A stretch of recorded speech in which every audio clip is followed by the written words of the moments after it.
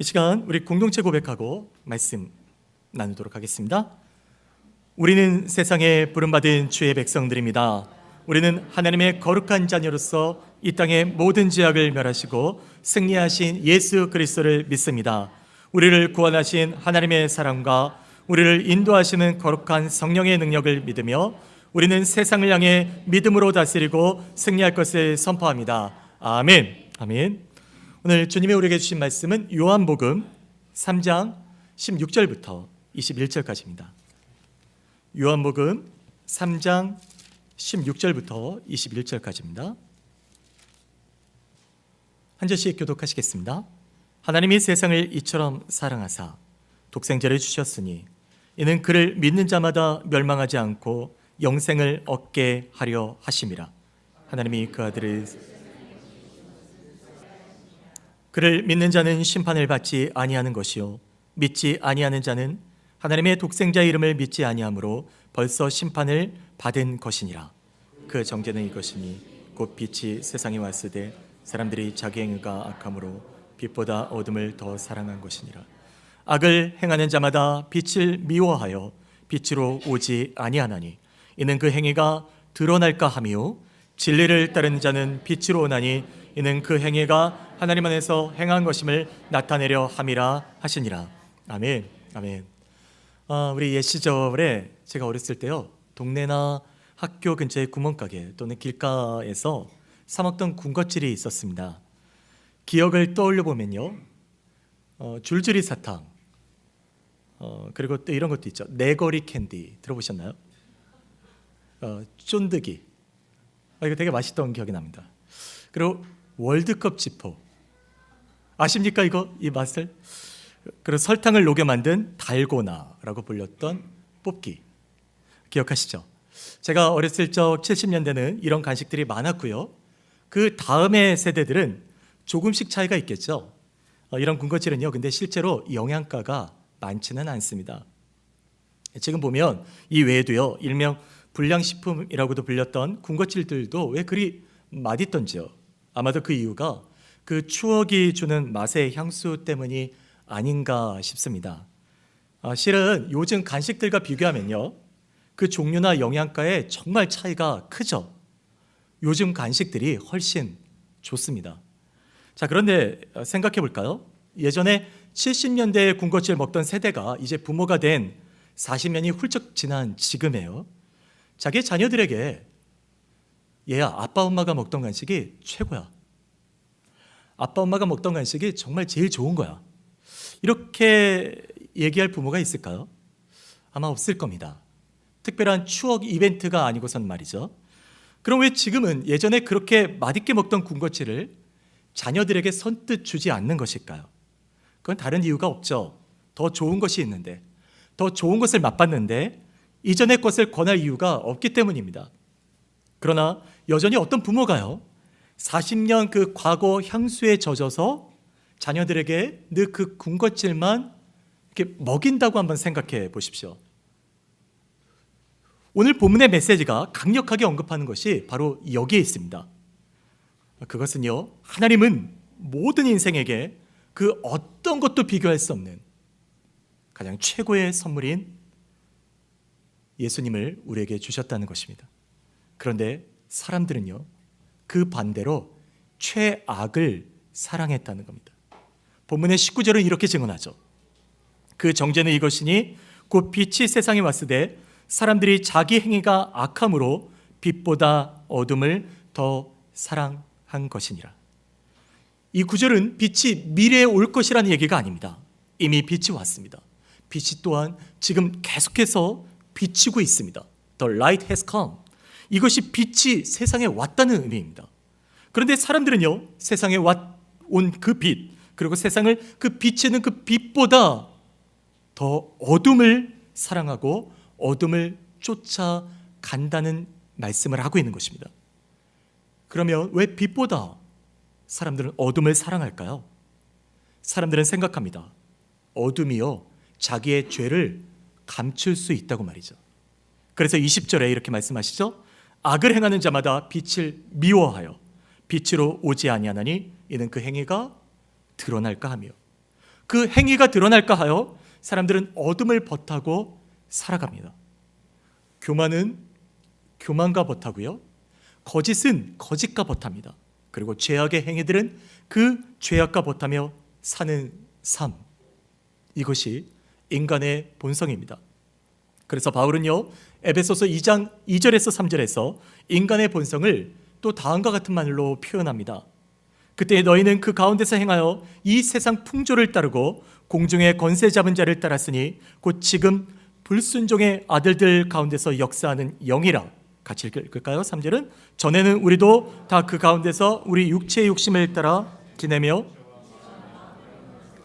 다른 이들과 같이 본질상 진노의 자녀이었더니, 세상의 풍조를 따르고요, 육체의 욕심을 따라 육체와 마음이 원하는 대로 살아가는 인간의 본질상 진노의 자녀였던 삶, 이것이 바로 어둠과 벗하며 살아가는 인간의 본성인 것이죠. 최근에 한국의 그 현실은 탄핵 심판이 임박한 초유의 사태로 매일 시끄럽습니다.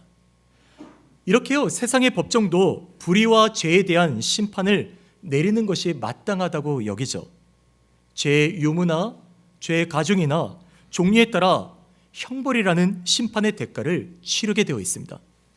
이 마땅한 심판을 우리는 공적인 심판, 공의라고 부릅니다. 인간의 본성도 다르지 않습니다. 어둠에 숨고 어둠을 좋아하고 어둠을 사랑하는 인간의 본성에 심판이 가해지는 것이 마땅한 것입니다. 이것을 바로 하나님의 공의라고 합니다. 그런데 누군가 나는 선한데요? 나는 어둠을 좋아하지 않아요. 왜 이런 심판을 받아야 한다고 말씀하시는 거죠? 이렇게 말하는 분이 계신다고 한번 생각해 보십시오. 만약 이 말을요 100% 양보해서 누군가 선하다고, 그래서 의인인 사람들이 0.001% 정도 있다고 합시다. 너무 적은가요? 한 1% 정도로 올릴까요? 한번 그렇게 가정해 보자는 거죠. 이런 가정하에 하나님이 단 1%라 하더라도 그는 선하고 의로우니까 심판에서 제외시키겠다라고 하는 예외적 조항을 성경의 구절에서 여러분 찾을 수 있습니까? 없습니다. 바울은요 로마서 3장 10절에서 단호하게 하나님의 심판의 기준을 이렇게 선언하죠. 기록된 바 의인은 없나니 하나도 없다. 그는 로마서 3장 23절에서도 모든 사람이 죄를 범하였음에, 모든 사람이요, 하나님의 영광에 이르지 못하더니라고 강력하게 증거합니다. 여러분, 그런데요 단 1% 정도는 그래도 선한 인생들이, 의인들이 있다고 예외적 상황을 하나님이 허락하셨다면 말입니다. 성경이 말하는 의인은 없다, 모든 사람이 죄를 범했다는 말씀과 어떻게 되나요? 충돌하게 되죠. 만일 이런 예외가 있다면 말이에요, 그러면 성경은 거짓이 되는 겁니다. 그렇게 말씀은 그 어떤 예외적 기준도 허용하지 않았습니다. 그럼 결국 인간의 인생은 이렇게 절망 그대로입니까? 네, 그렇습니다. 인간의 삶은 본질상 진노의 삶이고 이 삶은 심판을 받기 때문에 결코 소망이 없습니다. 의인도 선하다는 이름을 얻을 인생도 그 어떤 구원도 말이죠, 인간의 힘으로 인간의 편에서 얻을 수 있는 것은 제로, nothing, 결코 없습니다. 그렇게 하나님은 이런 멸망받을 인생들을 내버려 두지 않으시고 구원할 계획을 가지신 겁니다. 그것이 바로 오늘 본문이 말하는 하나님의 사랑입니다. 본문의 3장 16절에 이렇게 말씀하시죠. 하나님이 세상을 이처럼 사랑하사 독생자를 주셨으니 이는 그를 믿는 자마다 멸망하지 않고 영생을 얻게 하려 하심이라. 우리 모두 너무나 잘 알고 있고 소중한 말씀입니다. 9절 그대로 하나님이 세상을 구원할 유일한 길로 독생자 예수 그리스도를 보내사 그 이름을 믿는 모든 자에게 멸망하지 않고 심판이 아닌 구원받을 길을 열어 놓으셨습니다. 어떤 분들은 이 요한복음 3장 16절이 성경 66권 중에서 가장 압축한 구절이라고 말하는 분이 계십니다. 그래서 복음 중에 복음이다라고 하시는 분들도 계시는데요, 저는 이 말에 동의합니다. 그런데 제가 동의하는 이유가 있다면 그 하나는 이 구원하시겠다는 이 계획에 그 어떤 인생도 안 된다라고 하는 예외적 규정을 하나님이 두지 않으셨기 때문입니다. 우리가 볼 때 이 사람은 너무도 극악무도한 인생이야. 그는 정말 나쁜 사람이야. 멸망받기 합당한 사람이야 라고 생각할 수 있는 사람들이 있습니다. 이게 심정적으로 이런 인생 1% 정도는 그래도 하나님이 사랑한다고 하셨지만 1% 정도는 이거 마땅하지 않는 거 아닙니까? 예외적 규정이 성경에 있으면 정말 좋겠습니다. 그런데 없습니다. 만일 예외적 규정을 두셨다면 하나님은 모든 인생을 사랑한다고 말할 자격이 없습니다. 왜요? 그것은 거짓이 되기 때문입니다. 그러나 하나님이 세상을, 모든 인생을 사랑하사 멸망치 않기 위해 독생자 예수 그리스도를 주신 것은요, 그 어떤 인생도 이 하나님의 사랑에서 제외될 인생이 없기 때문입니다. 그 누구도 하나님의 사랑에서 제외되지 않습니다. 할렐루야. 그 누구도 말이죠. 그 누구도 하나님의 사랑에서 제외되지 않습니다. 지난주부터 이제 시작해서 올해 저희 그 교회와 가정 가운데 갈라디아서 5장 22절에서 23절 이 말씀을 통해서 성령의 열매, 그리고 성령에 붙들리는 인생을 살자라는 그런 제목으로 우리가 그렇게 살고 있습니다. 그런 말씀을 지금 전하고 있고요. 그리고 구체적으로는 성령의 9가지 열매죠. 사랑과 희락과 화평과 오래 참음과 자비와 양성과 충성과 온유와 절제를 우리 삶에 맺어가자라는 그런 말씀을 나누면서 제가 이제 1년 동안 계속 이 말씀을 전하게 될 것입니다. 그런 말씀을 계획하면서 준비하는 가운데 오늘 그 첫 번째 열매인 사랑을 주제로 사랑 안에 살기라고는 어떤 실천적인 과제를 가지고 사랑을 아는 만큼 깊어집니다 라는 제목으로 지금 말씀을 전하고 있습니다. 여러분, 사랑을 아는 만큼 깊어집니다, 이 말이요, 여기에는요 오늘 우리가 배워야 될 2가지의 메시지가 있습니다.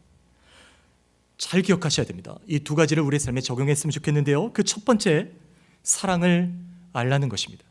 자, 어떤 사랑이죠? 물론 하나님의 사랑입니다. 예수 그리스도를 보내신 하나님의 사랑을 말하는 것이죠. 2015년도 대학생이 뽑은 올해의 인물 1위, 2015년 국민들이 가장 좋아하는 요리 엔터테이너 1위, 요리 연구가이고 프랜차이저 사업가이고 방송인, 누군지 아십니까? 아시는 분도 계시나요? 백종원 씨입니다. 그의 말 중에 이런 말이 있습니다. 저의 지론은 음식은 아는 만큼 맛있다는 겁니다. 무슨 재료가 어떤 맛을 내는지 알고 먹으면 맛을 더 음미하며 즐길 수 있죠. 우리 중에 음식이라도 조금이라도 관심이 있는 분들은 이 의미를 알 것입니다. 외식할 기회가 있거나 그리고 우리가 초대받아서 어떤 음식을 먹을 기회가 있으면 거기에 뭐가 들어갔는지, 그리고 어떻게 조리했는지를 우리가 관심 있게 보지 않습니까?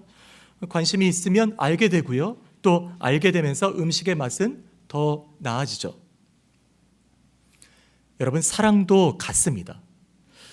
그리스도의 사랑이 누구에게나 모든 인생들에게 주어진 것이라고 해서요, 그리스도를 아는 사랑의 정도가 다 같지는 않습니다. 내가 그리스도를 얼마나 아느냐에 따라서 그리스도의 사랑을 더 깊이 알게 되고요, 깊이 알수록 우리는 더 깊은 그리스도의 사랑을 체험하게 됩니다. 25년 전에 제가 아내를 알던 그때 아내와 지금의 아내와는 다릅니다. 분명히 다릅니다. 25년 전에는 풋풋하고 예뻤던 아내였는데 지금은 아니더라고요. 모습은 변했죠. 저도 변했고 아내도 변했습니다. 그러나 더 깊어지는 게 있습니다. 서로의 눈빛과 말투를 들어도 무엇을 그가 말하는지 더 깊이 알게 됐고요, 더 사랑하게 됐습니다. 돈을 안다는 것도 그렇습니다. 이제 4, 5살 아이들에게 $1를 주고요, 이 아이에게 이걸 써보라고 하십시오. 그러면 이 아이는 어떻습니까? $1를 가지고 모든 것을 살 수 있다고 생각할 겁니다. 아이가 아직 돈의 가치를 몰라서 그렇죠. 이제 조금 나이를 올려볼까요? 초등학교 들어간 아이들은 돈을 배웁니다. 그렇죠? 그럼 달러를 주면 이 아이들은 $1를 가지고 $1를 산다는 개념을 압니다. 자, 돈의 가치를 아는 성숙한 어른들이라면 $1의 가치는 자기가 사고자 하는 물건에서 단 $1라도 없으면 그 물건은 살 수 없다는 그 돈의 소중한 가치를 더 알게 됩니다. 자, 무엇을 말하는 것입니까? 더 깊은 이해와 성숙을 통해서 그 소중함의 가치를 배워가는 것이죠. 그리스도를 아는 것이 이것입니다. 우리가 그리스도를 알면 알수록 더 깊은 하나님과의 관계 속으로 들어가는 것이죠. 영원히 죽어야 될 우리 인생들을 하나님이 사랑하셔서 독생자 예수 그리스도를 주신 그 하나님의 깊이와 넓이와 크기를 우리가 무엇으로 해야 할 수 있겠습니까? 다 이해할 수는 없죠. 그러나 성경은 이렇게 증언합니다. 그는 근본 하나님의 본체시나 하나님과 동등됨을 취할 것으로 여기지 아니하시고 오히려 자기를 비어 종의 형체를 가지사 사람들과 같이 되셨고 사람의 모양으로 나타나사 자기를 낮추시고 죽기까지 복종하셨으니 곧 십자가의 죽으심이라. 맞습니다. 이 사랑은 하나님의 입장에서는 십자가의 죽음이었습니다. 그런데 성도의 입장에서는 죽어야 될 생명을 살리신 생명의 은혜가 된 것입니다. 그러므로 구원의 가치는요, 그리스도 자신의 생명과 맞바꾼 것이고 이 사랑이 바로 성도인 우리가 받은 사랑입니다. 그리스도의 생명을 받은 사랑이 바로 우리에게 받은 사랑이죠. 이 사랑 우리 모두 깊이 알게 되고요, 깊이 경험하게 되는 여러분들이 되시기 바랍니다. 이 그리스도의 사랑을 알며 그 안에 거하고 그 사랑을 소망하며 사는 우리 모두가 될 때 하나님을 더 깊이 경험하는 우리 모두가 될 거라고 믿습니다. 두 번째로요, 사랑을 아는 인생은요, 사랑이 깊어지는 길을 향해 걸어가게 됩니다. 사랑은 알고 이해하는 것에 멈춰서는 안 됩니다. 만약 아무리 뛰어난 석학이요, 사랑에 관한 논문을 수십 편 썼다고 해보십시오. 그런데 정작 본인은 사랑을 해본 적이 없다면 이 사람의 사랑은 단지 종이의 글자에 써진 사랑일 뿐이죠. 하나님의 사랑을 나눴던 한 어린 소녀가 남긴 글을 잠시 읽어드리겠습니다. 아무런 후회 없이 살리라. 행복하게 살리라. 밝게 살리라. 날마다 더 기뻐하며 살리라. 사람들을 친절하게 대하리라. 여유를 갖고 살리라. 사람들에게 그리스도를 전하며 살리라. 용감하게 맞서 세상을 변화시키라. 신념은 조금도 타협하지 않으리라. 남에게 도움을 받기보다는 도움을 주는 사람이 되리라. 살아있는 동안 내가 가진 기쁨을 나눠주리라. 그러면 하나님이 내게 더 많은 기쁨을 부어주시리라. 하나님이 하라고 하시는 일은 뭐든 하리라. 하나님의 발자국을 따라가리라. 최선을 다하리라. 이 글은 브론코스키라고 이름을 가진 14살 아이의 글입니다. 14살이요. 그런데 이 소녀가 안타깝게도 고등학교 1학년 때 차를 타고 영화를 보러 가다가 불의의 사고로 세상을 떠났습니다. 불과 14년 짧은 생을 살았던 이 소녀. 그런데 그 영향력은 결코 작지 않았습니다. 아이의 장례식에는요, 무려 1,500명이라는 조문객이 다녀갔고요, 동창생들은 이 소녀가 어떤 하나님의 자녀였는지 추모했습니다. 그날 장례를 집도했던 목사님은 조문객들에게 예수님을 소개했는데요, 그날 무릎을 꿇고 예수님을 영접한 학생들은 좋게 200명은 넘었다고 합니다. 안내위원들은 그날 학생 한 명에게 성경책을 나눠줬습니다. 그런데요, 이 성경책은 불의의 사고로 죽음을 맞은 소녀가 믿지 않는 친구들에게 나눠주려고 자기 집 차고에 차곡차곡 모아두었던 것들이라고 합니다. 이 소녀의 얘기는 제가 읽은 책인 프란시스 첸이 쓴 크레이지 러브에 실린 하나의 실화입니다. 말씀을 준비하면서 책을 꺼내 다시 읽었는데 전에 제가 그냥 지나쳤던 이 소녀의 얘기가 제 마음을 울리는 충격이 되어 왔습니다. 어린 소녀는 누군가에게 예수님의 사랑을 전하려고요, 베이비시터 일을 하면 그 번 돈을 가지고 모아서 성경책을 샀다고 합니다. 어린 소녀가 남겼던 흔적이 아닙니까? 그런데 그리스도의 사랑을 전 좀 충만하게 받았다고 성숙했다고 생각하는 목회자인 저는 내가 뭘 남기고 있지? 내가 그리스도의 사랑을 많이 받았는데 나는 그럼 어떤 흔적을 남기고 있지? 하는 깊은 고민을 하게 됐습니다. 여러분에게도 묻겠습니다. 자기의 생명을 죽기까지 십자가에 내어주신 그 그리스도의 사랑을 믿으십니까? 믿으시나요? 그렇다면 다시 묻겠습니다. 그 사랑을 위해 지금 어떤 사랑의 흔적을 남기고 계시나요? 제 막내 민주가 몇 달 전에요, 교회 집사님에게 조그만 저금통을 선물 받았습니다. 근데 그 안에 돈을 넣어 주셨어요. 그런데 이 아이가 이 돈을 이 저금통을 받자마자 학교에 도네이션을 하겠다는 겁니다. 그리고 IT에 보내겠다는 거예요. 그런 거창한 포부를 밝히더라고요. 그러면서 저한테 그 안에 돈을 좀 넣어달라고 그래서 제가 근데 그때 넣어주지 못했습니다. 예.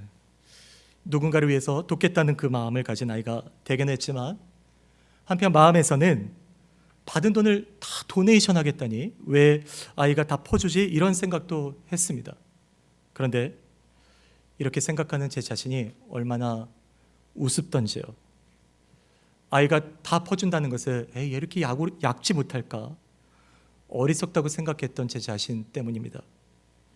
감사하고 축복해야 될 그 아이의 마음보다 퍼주려고 하는 아이의 마음을 판단했던 제 마음이 참 부끄러웠습니다.